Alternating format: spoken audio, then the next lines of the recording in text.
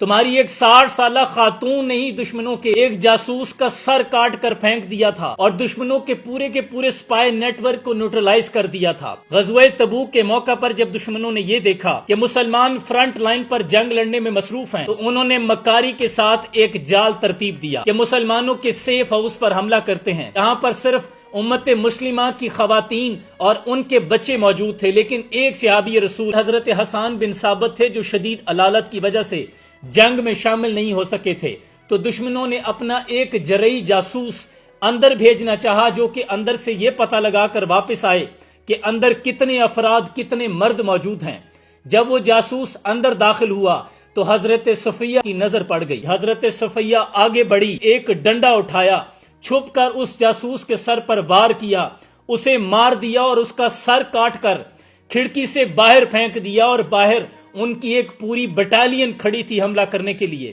سب کے مرال، سب کے حوصلے پست ہو گئے تھے۔ کون تھی یہ الٹیمیٹ پاور ہاؤس؟ حضرت صفیہ، یہ حضور کی پھوپھی جان اور ایک الٹیمیٹ لیجنڈ حضرت زبیر رضی اللہ تعالیٰ عنہ کی والدہ تھی۔ غزوہ احد کے روز جب یہ افواہ پھیل گئی کہ معاذ اللہ حضور اکرم صلی اللہ علیہ وسلم کو شہید کر دیا گیا ہے تو مسلمانوں کے حوصلے پست ہونے لگے، انہوں نے ریٹریٹ کیا۔ تو حضرت صفیہ آگے بڑھی، ایک نیزہ اٹھایا اور مسلمانوں کی صفوں کے سامنے جا کے نیزے کو زور سے زمین میں گاڑا اور کہا کہ کہاں جا رہے ہو تم اپنے نبی کے مشن کو چھوڑ کر؟ مسلمانوں کے مورال کو اپ کر دیا۔ غزوہ احد میں جب ان کے سگے بھائی حضرت امیر حمزہ حضور کے چچا جان کو شہید کر دیا گیا اور ان کے جسم کے کفار نے ٹکڑے کر دیے تو حضور نے بڑے درد بھرے لہجے میں حضرت زبیر سے فرمایا، حضرت صفیہ کو منع کرو کہ وہ آ کر اپنے بھائی کی میت نہ دیکھیں۔ تو حضرت صفیہ پھر بھی بڑے حوصلے کے ساتھ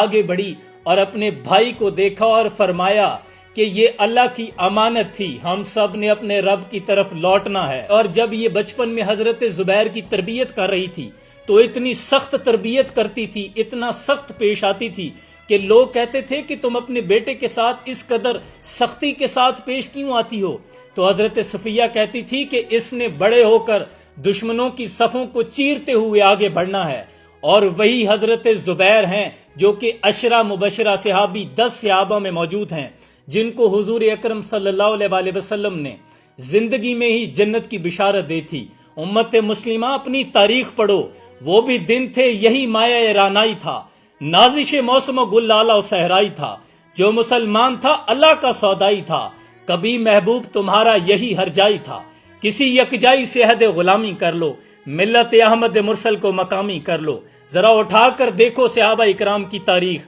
وہ جو ٹل نہ سکتے تھے، اگر جنگ میں اڑ جاتے تھے، پاؤں شیروں کے بھی میدان سے اکھڑ جاتے تھے، کوئی سرکش ہوا تجھ سے تو بگڑ جاتے تھے، تے کیا چیز ہے ہم توپ سے لڑ جاتے تھے، اللہ کی قسم ہم نے پرشین اور رومن امپائر کو تہے تے کر دیا تھا۔ خدا اپنی تاریخ پڑھیں، امت مسلمہ کی مائیں اپنے بچوں کو صحابہ اکرام کی تاریخ پڑھائیں، انہیں بتائیں کہ فلک کو پڑھا کبھی دل جلوں سے کام نہیں، اگر نہ آگ لگا دے تو داغ نام نہیں، اور نکل کر صحرا سے جس نے روما کی سلطنت کو الٹ دیا تھا، سنا یہ قدسیوں سے میں نے وہ شیر پھر ہوشیار ہوگا، اور اب تیرا بھی دور آنے کو ہے فقر غیور، کھا گئی روح فرنگی کو ہوائے سیم و زر۔ حیدر حیدر اول آخر حیدر